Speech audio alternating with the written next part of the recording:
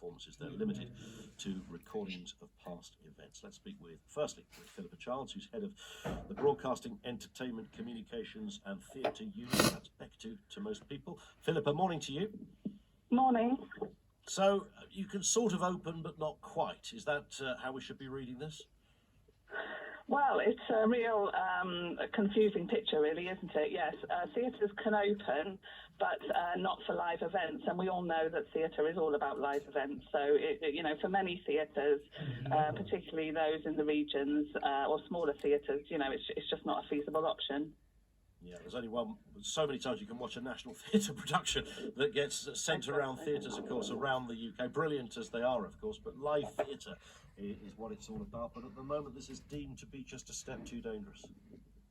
Yeah, well, if you think about theatres that you've been to, many of them are in old buildings, and, even with 1 metre plus, it's just not feasible. If you think about toilets and entrances and so on, it's just not realistic for theatres to come back, and many theatre owners are saying not before 2021, unfortunately.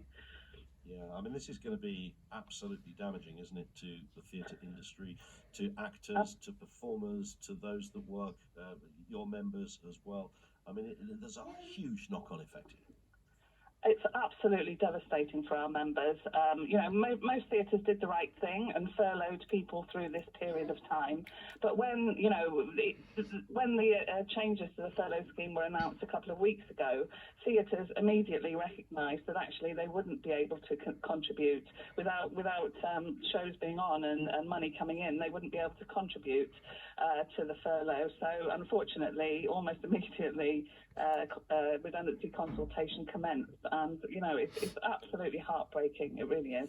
Yeah. So what is happening? I mean, are people just having to weather the storm? Is it as simple as that, looking for other work?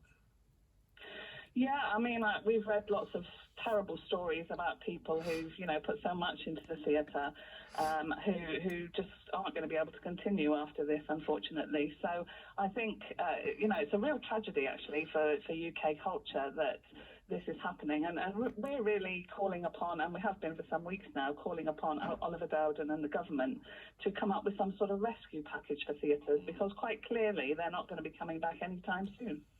Yeah, on that point, I was going to say, is there anything else the government could be doing? They are in a difficult position. We all recognise that. Are you looking at this thinking, well, actually, there is maybe a way you could begin to solve this?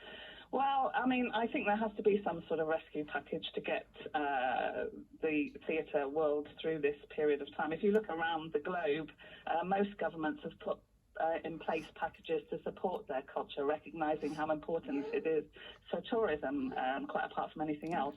But so we think that the government has to extend the support that it's currently offering to theatre and live events throughout to 2020, to be honest.